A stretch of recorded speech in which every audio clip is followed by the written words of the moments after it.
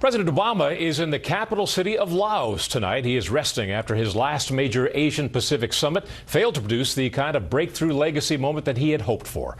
Correspondent Kevin Corrick reports tonight from Laos.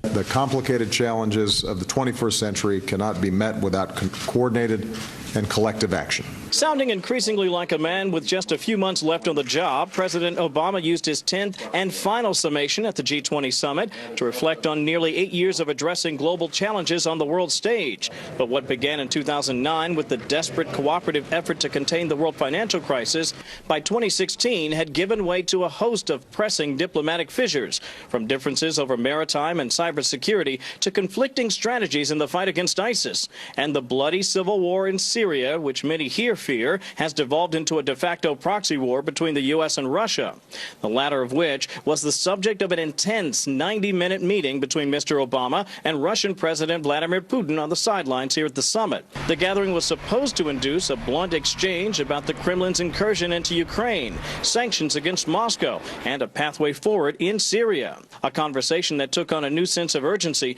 in the wake of the day's deadly attacks on Tartus that killed more than 30 people.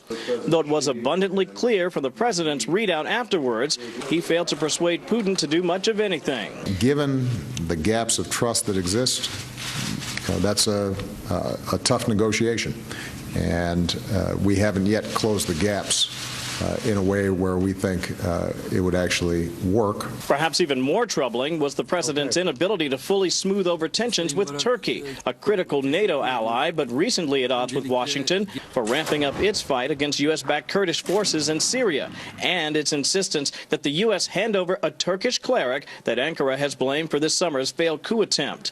This, as Washington officials privately lamented the vexing variety of diplomatic and strategic masks worn by the Chinese, with Beijing, on the one hand, playing the part of good global citizen with its cooperation on climate change, while simultaneously fraying nerves in the region because of its aggressive, unlawful territorial grab in the South China Sea.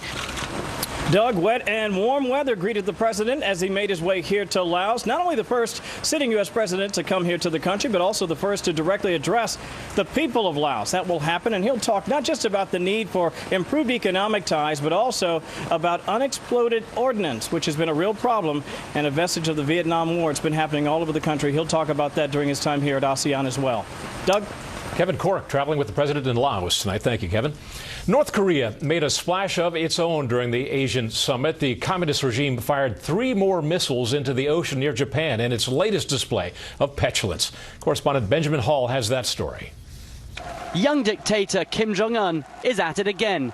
Today, the North Korean leader successfully test-fired 3 medium-range Rodong ballistic missiles, sending them 620 miles towards Japan, where they landed less than 200 miles off the coast. About 660 miles in the other direction, President Obama was meeting world leaders at the G20 summit in Hangzhou, China, meaning the summit could have been within range. The rogue country has now carried out 10 such tests this year alone and are in violation of countless UN Security Council resolutions that ban all ballistic-related experiments in the country.